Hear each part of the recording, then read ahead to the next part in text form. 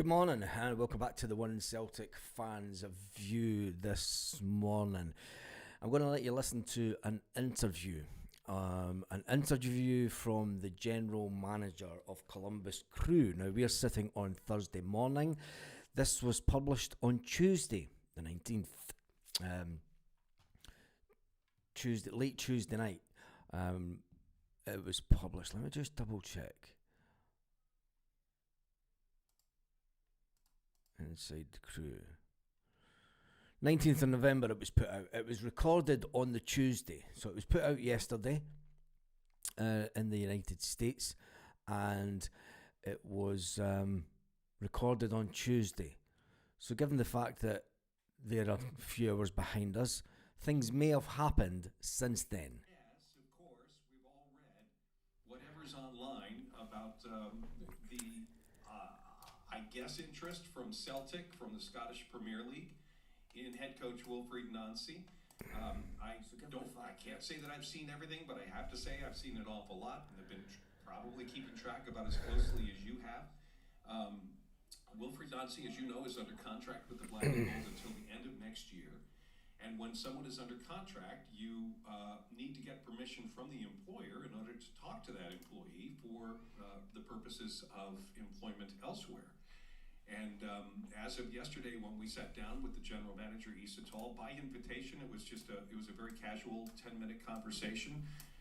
As of yesterday, it was confirmed for us from Issa himself that there was no permission requested nor granted for anybody to speak with the general manager. Now, these types of rumors come up, especially after you have success. We see it with players all the time. And it happens a little less frequently, I think, with coaches, especially a jump from Major League Soccer to Europe. You don't see that a lot. So this is a somewhat unique situation in that regard. But anyway, best way to go about finding out the basics is to talk to the guy who would know, and that's the general manager. So let's get through the 10-minute conversation, and then beyond that, anything to add at the end here. To offer more perspective is what I'll allot time for. So our conversation with Issa Tall yesterday at Ohio Health Performance Center. You've only been on the job for 18 months, and you've about seen it all, haven't you, in the way of activity with personnel? Yes, I have. Again, I feel like I've been at this club forever. Yes. Although I came in 2019. You've only been on the... So I've been here for a while, but I must say that the last 18 months, whether it's staff or players, there's been a lot of movement. Looking back, I'm happy for those individuals because I had deep connection with all of them, and they all went on to a promotion or a better career for some. So happy for them and following their path. But it is true that there's been a lot of changes, and yet we were able to keep to be steady. Yeah. It's true that great organizations identify great people and then celebrate when those great people move on. I mean, that's really what you want to be known for. Is that fair? Yes, it is more than fair. At the end, what you need to understand is we spend so much time with these people, with staff and players, whether it's trips, preseason, games after games after games, and everyday training sessions here. So they're a big part of our lives. So then if they get to move on and have better career or anything that's good for them, you can only celebrate it and wish them the best. So the last week has probably been something of an experience for you, given that there have been reports surfacing about an interest in Wilfried Nancy, which I've been told is not the first time. But there was a confirmed report that the club was asked permission to have a conversation. Can you elaborate at all on any of that? Yeah, I was told that there was a report that said that we gave permission to Celtic, but in order to give permission, you need to get an ask. Oh, okay. There hasn't been any ask whatsoever. We haven't heard anything from that particular club or any other, based on in the past having, Wilfried linked to other clubs, we've never ever received something official. I'm not saying it could be something that comes in my mailbox in the next hour, but Right. Honestly, for now, we haven't heard anything. You brought this point up last week, and you've said it before. The United States, Major League Soccer, there's a way of doing things. Most of it is for legal purposes. Outside of the United States, there are parameters that may not necessarily match the parameters. So this formal process that you just alluded to is something that you would expect to fall in place only because Wilfried's under contract for, is it another year? Yeah, that is correct. The year outside of this country is really at times the wild, wild west where the thing we're used to here with the other leagues such as the NFL or the NBA, and to be fair, even the MLS, and the transparency that this league has in comparison to others, and the rules that this league has in comparison to others, it is true that elsewhere it's pretty wide in the way people do things, in not always ethical, but if you know, then it's easier to not understand, but to not be surprised. So. Right. Not everybody act like we do here. So as we sit here Tuesday around noon, no one has asked the crew's permission to speak with your head coach? No. And there you have it. That was Tuesday afternoon this week, and at that point, they hadn't had any direct contact from Celtic.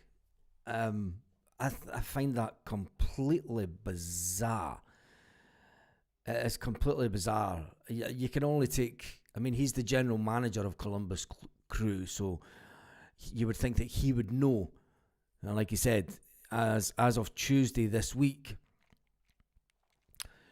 Celtic hadn't made contact. He said it could be something that changes on Tuesday afternoon, that arrives through his email box.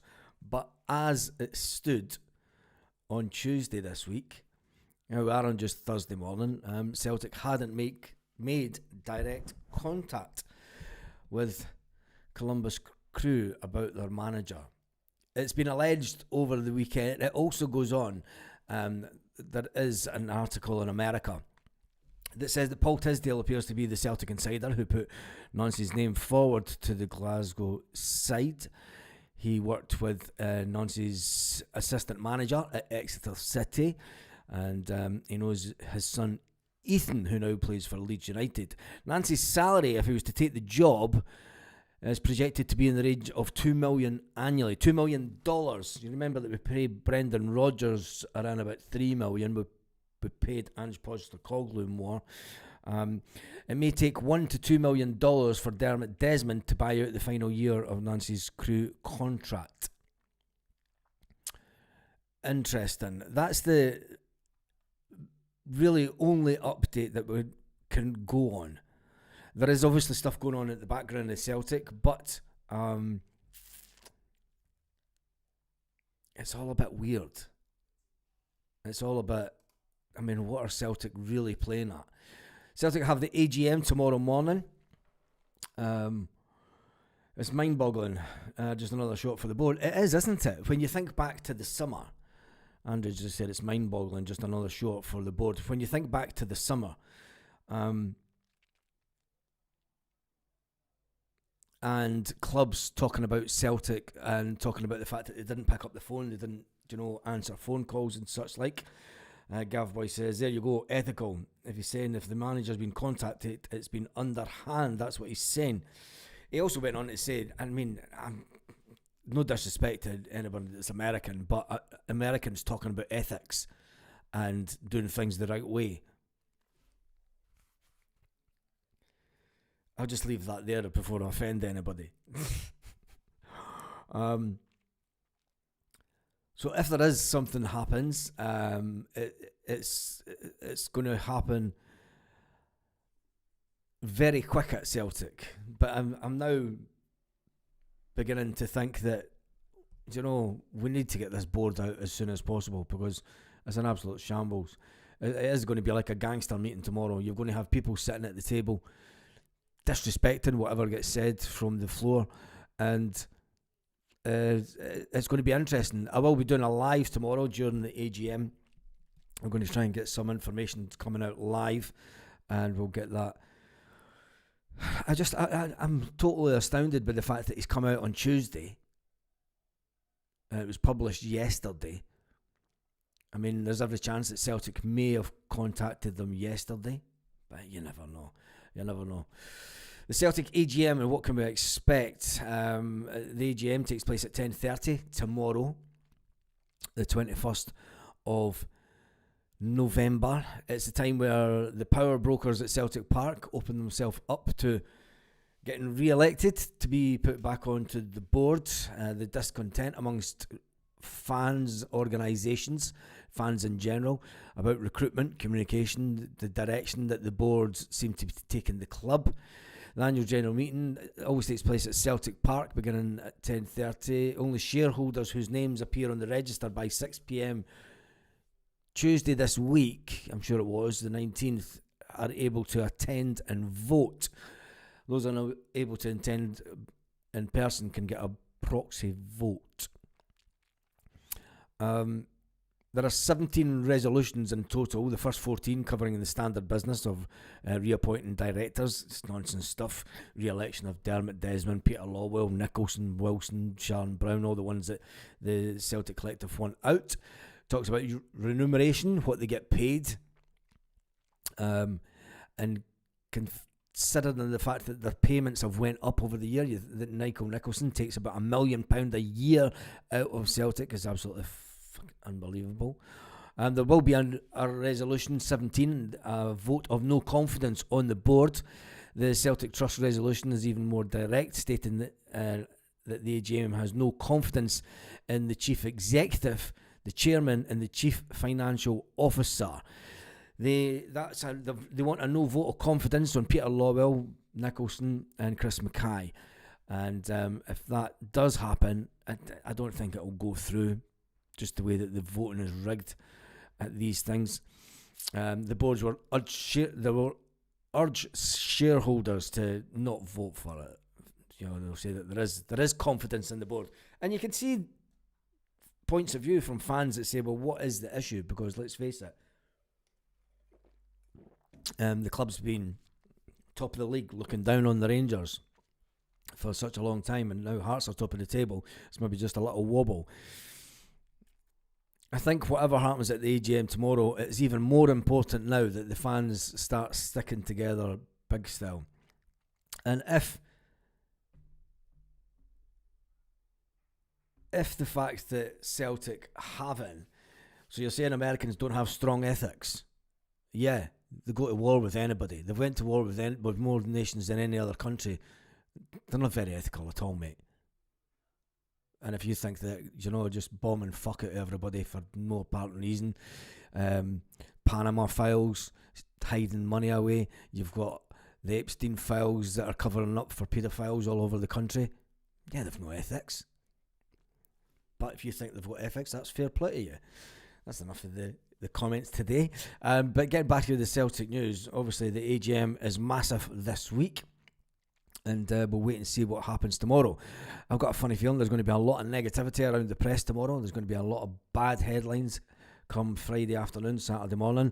But one thing that you can always think of, remember Tommy Gravesen, who played for Celtic. He's been slating the Denmark boss after their Hampden disaster, getting beat 4-2 by Scotland. It's just fucking unbelievable.